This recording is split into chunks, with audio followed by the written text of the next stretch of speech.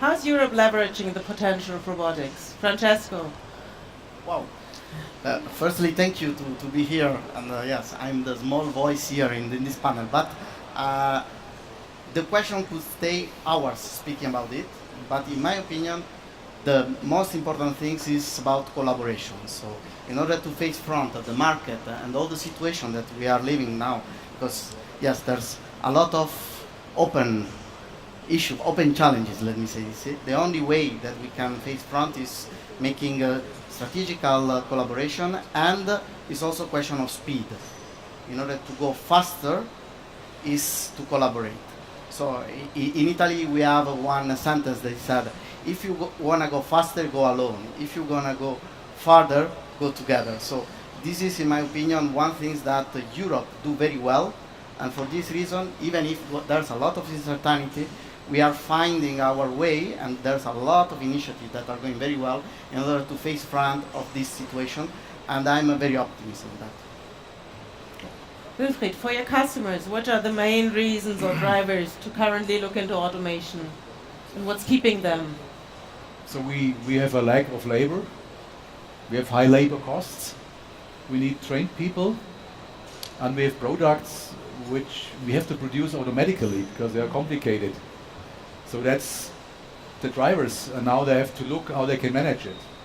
And coming to robots and automation, yes, it's already existing, but very often for these new customers with low volume, very often changing the products due to the demand of the final customers, they need easy automation, easy to approach, easy to work with. It's not only the software that you can call the lady, the guy of the company, and it understands me quickly, my language, my problem. So what's the job to be done?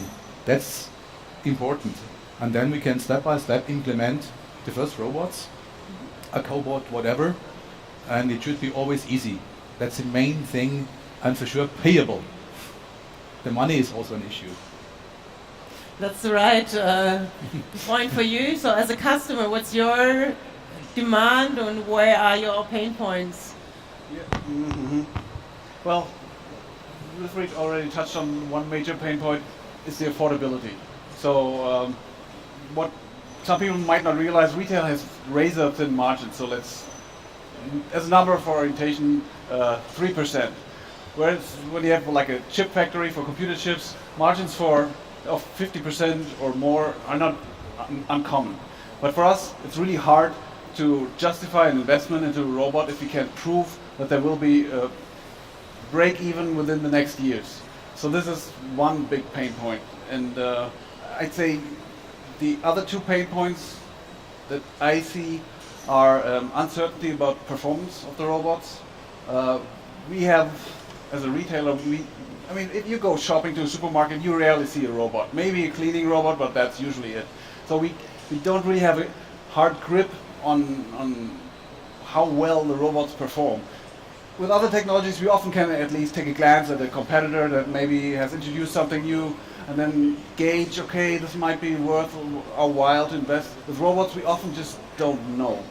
And then there's the third thing, this is the uncertainty about regulation. I think we have the problem in the EU that we are not fully harmonized. And also I feel our regulatory bodies are not fast enough to keep up with the pace of evolution, especially with AI and robotics. So that's a question to Cécile, I think. What's governments doing, national and European level?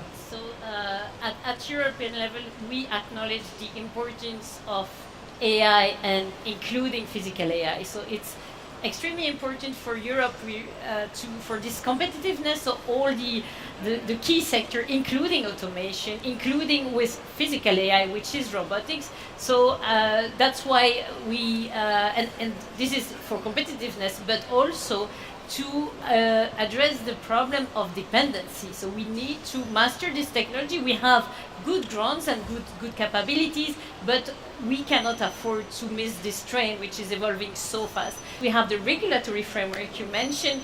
There we want to make sure that this AI Act, which is there to address the fragmentation and the fact that regulation, we want to have harmonized rules throughout Europe and to build trust. So the goal of this regulation is to build trust, but now with the AI continent, we want to implement it in a way which is as concrete and simple as possible to meet the needs of the industry and make it as easy as possible for them to deploy AI solutions. So we will put a number of measures to make it happen and support the startup, the developer to develop these technologies.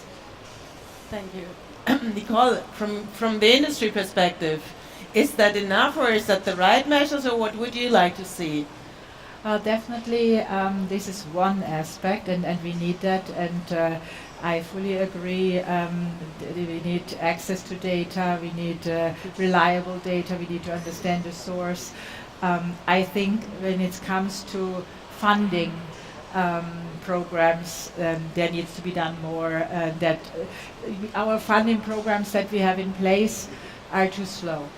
You put your grant in, you work for 3-4 years on something. The world is changing by the minute, and I think we need to work on funding schemes that are more agile, help us to realize more quickly when we need to stop something.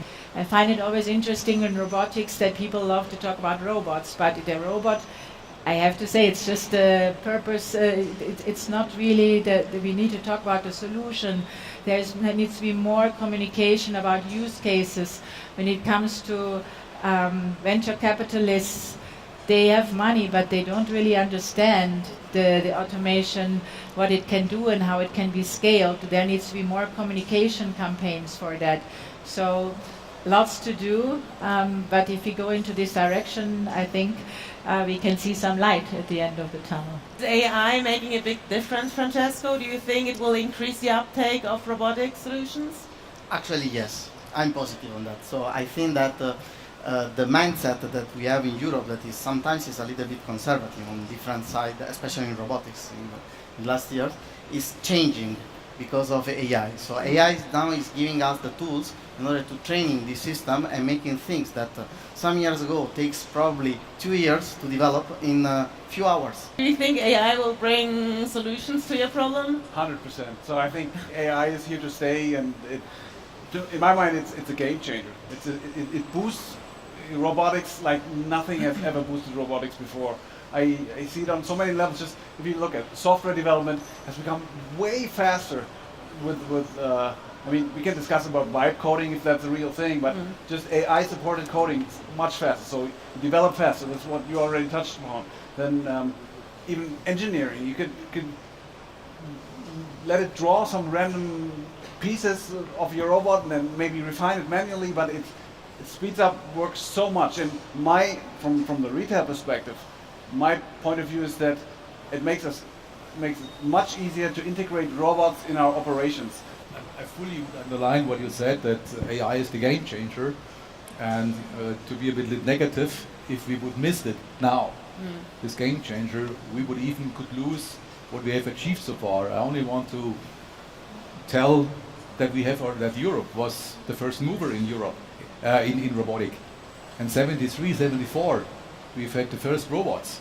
It's not against Japan or China, but the first mover were in Europe. Even the cobot was developed and brought to the market in 2013-14 based on development in Europe, in Germany, and now something new comes, and if we would miss that, that would be a big issue and would affect us in a negative way in our society, in our economy, in our wealth status. So we have to catch up and to make the right mix with government regulation, but also mindset support with the media, and to do the job now and take it. Otherwise, it will be done by China, USA.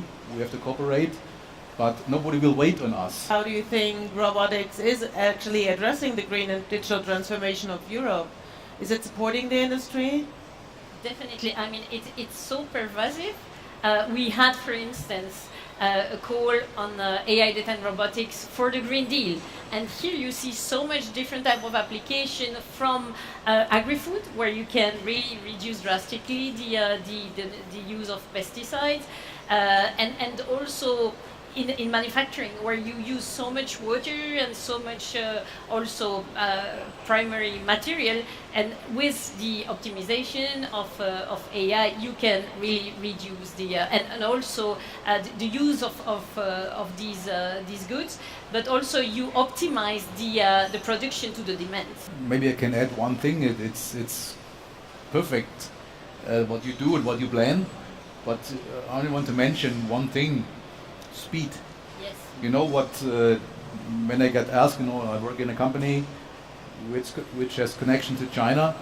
I don't have to hide that. It's not negative, by the way. By the way, the Chinese market is 51% of the world market. That's a given.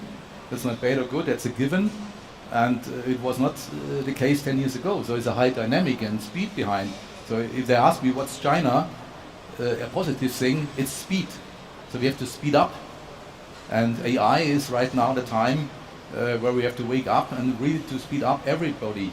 The private owned companies, the government, the regulations, the funding.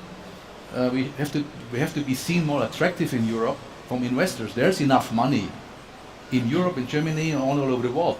But how can we get this money? How can we get that? Quick. I would like to thank all the participants here in the roundtable with me for sharing their thoughts, contributing to this discussion. Thank you for your attention, and I wish you a pleasant day at the fair for the rest of the afternoon.